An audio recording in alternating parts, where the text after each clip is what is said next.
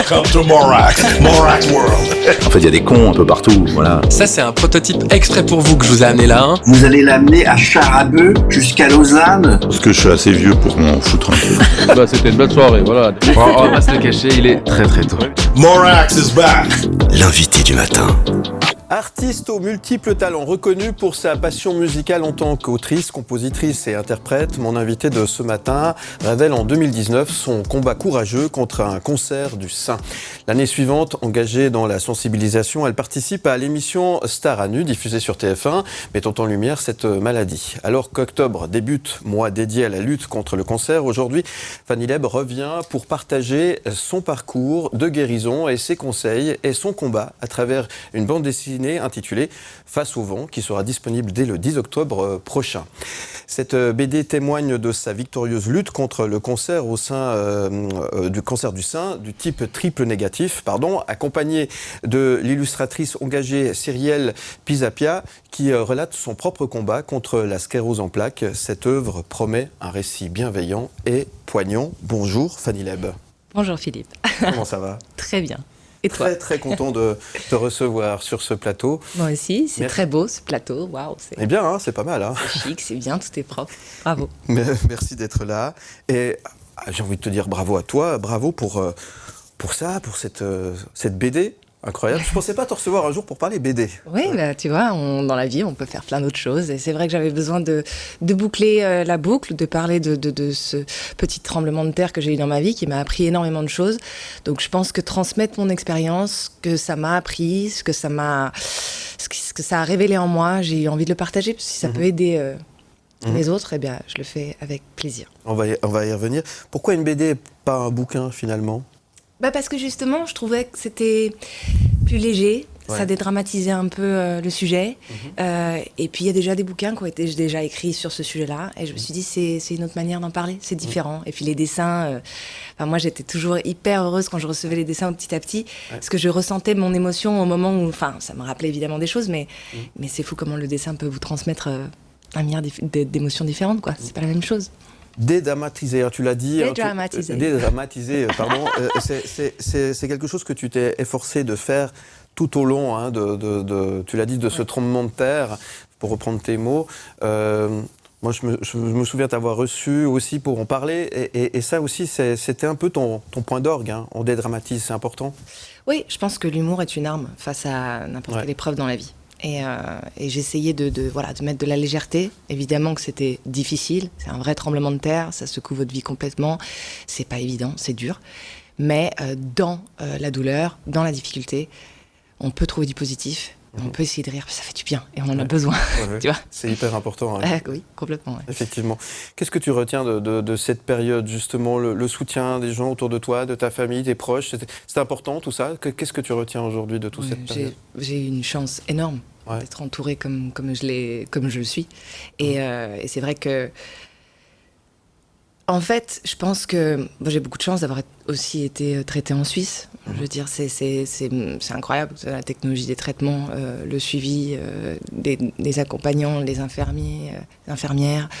Enfin, bref, j'ai vraiment été dans des conditions vraiment très, très, très agréables, malgré le parcours difficile.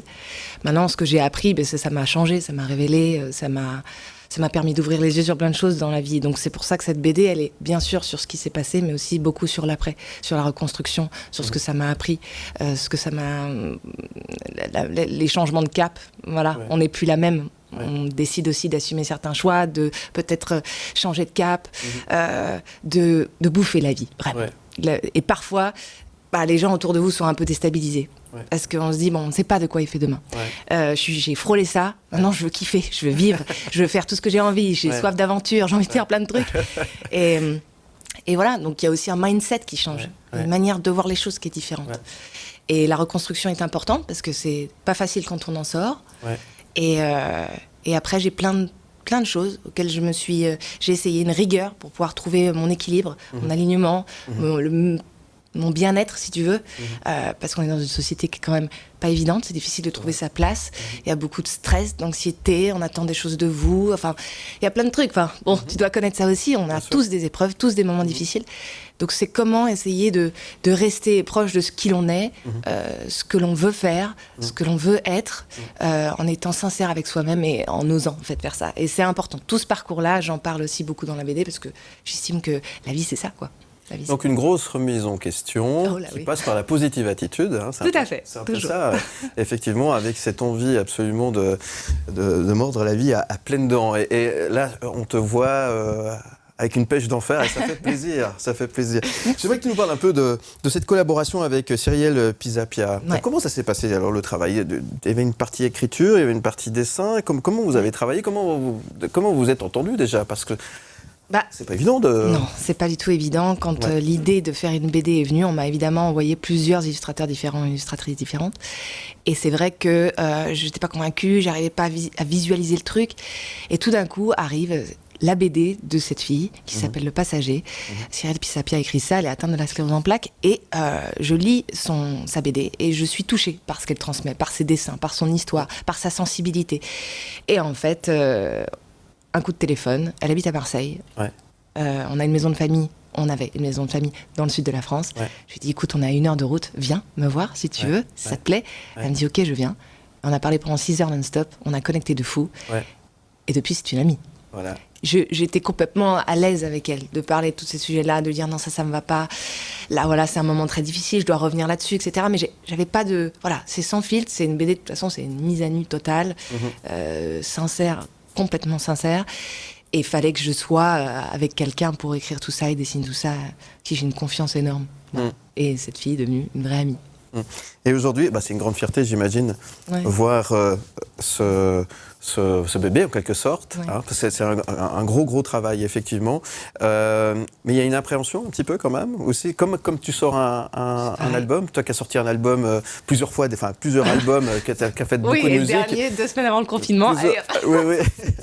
Alors, est-ce que c'est la même sensation, finalement, que quand on sort quelque chose, bien sûr. Un album? Oui, c'est un bébé.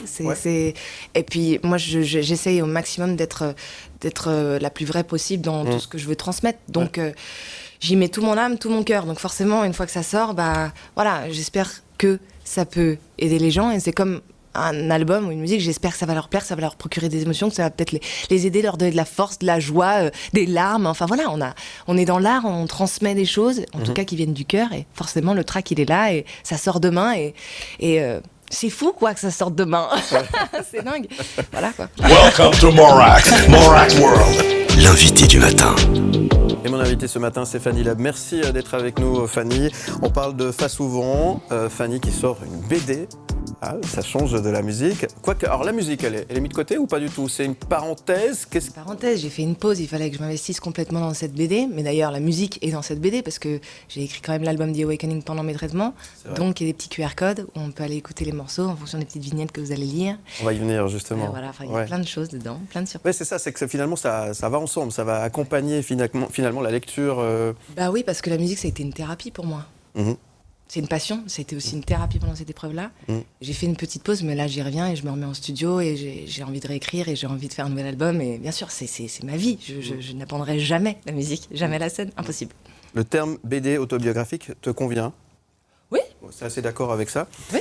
Et alors tu l'as dit, il y a des QR codes. Alors ce qui est génial, c'est que finalement, elle est complètement interactive, cette BD. Alors explique-nous, hein. Finalement, on peut lire et prendre son téléphone de temps en temps et scanner le QR code. Et alors, qu'est-ce qui se passe?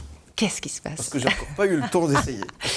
C'est très simple. Par exemple, à un moment donné, tu me vois écrire le morceau Fearless, que j'ai coécrit, co-composé avec mon frère. Et donc, on voit ce petit dessin de lui et moi en train de travailler là-dessus. Et en bas, il y a un petit QR code et clac, t'accèdes à la musique. Il y a aussi un tuto que j'avais fait pour montrer aux femmes comment prendre soin d'elles pendant les traitements. On connaît l'histoire, nos cils, nos sourcils, nos cheveux, la totale. Donc, j'ai voulu faire une petite vidéo qui est sur YouTube pour leur donner un peu de force, leur dire voilà les petits tips. J'avais une petite maquilleuse avec moi que j'adore, une amie proche à moi qui s'appelle Sylvana. Et le QR code, t'y vas et t'accèdes à la vidéo et ça te donnera plein de petits conseils. En tout cas, moi qui m'ont servi, donc je les transmets. Il y a aussi une séance de méditation, parce que la méditation est devenue importante pour moi, par exemple. Et Et donc, j'ai écrit une séance de méditation que j'ai enregistrée avec ma voix pour pouvoir essayer de faire voyager les gens et leur faire déconnecter parfois de leur quotidien qui peuvent être parfois un petit peu difficiles. Il y a cette vraie envie en toi effectivement de se libérer de cet orage, de cette période qui était compliquée et l'envie de donner un coup de main et d'aider les personnes aussi. Hein, ça, tu l'as depuis le début. Ça, comment faire pour aider finalement, pour essayer de sortir positivement de cette aventure, hein. C'est ça un peu.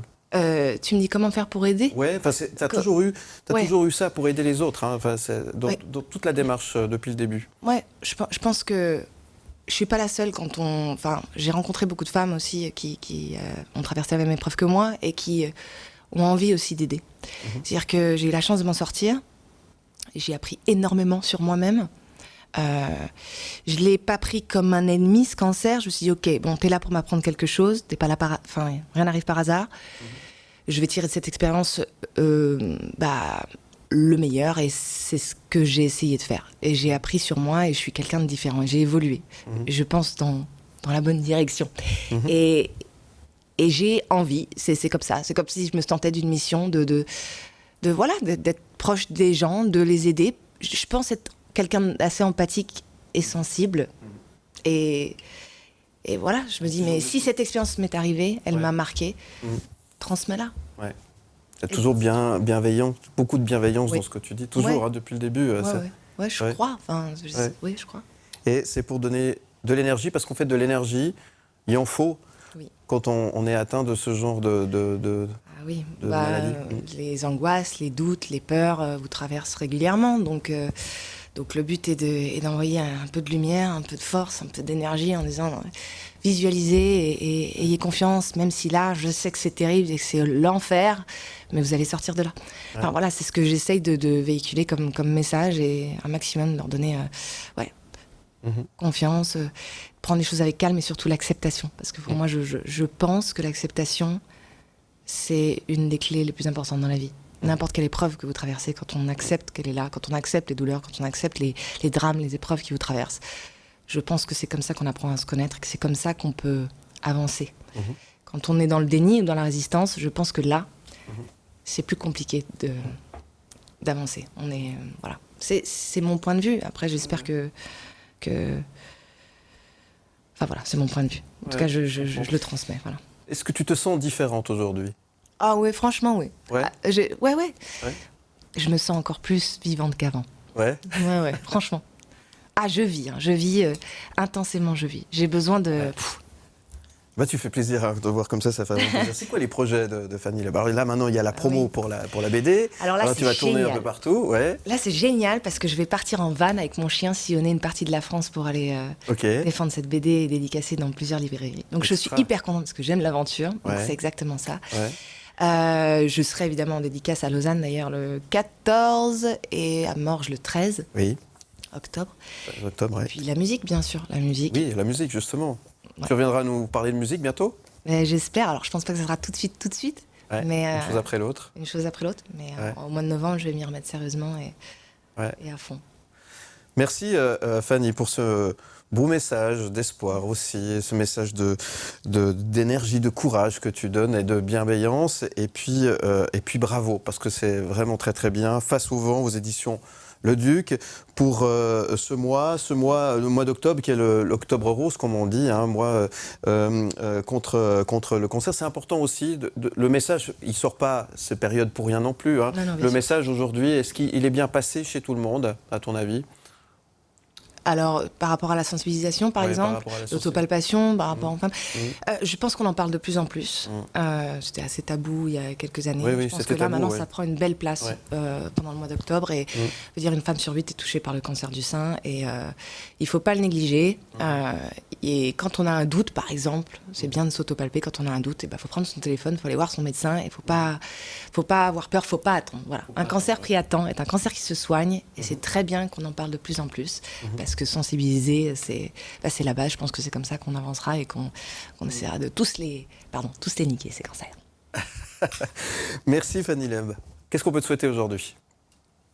Bon vent. Bon vent. Non, je rigole. Je te souhaite bon vent. Oui. Et autre chose ? Non, je sais pas. Bon, tu décides. En tout cas, merci et bravo. Et ton sourire fait plaisir. Et à très bientôt. Merci. Même, ça sera pour parler musique. Rendez-vous est pris. Avec plaisir. Ciao. À bientôt. M le média.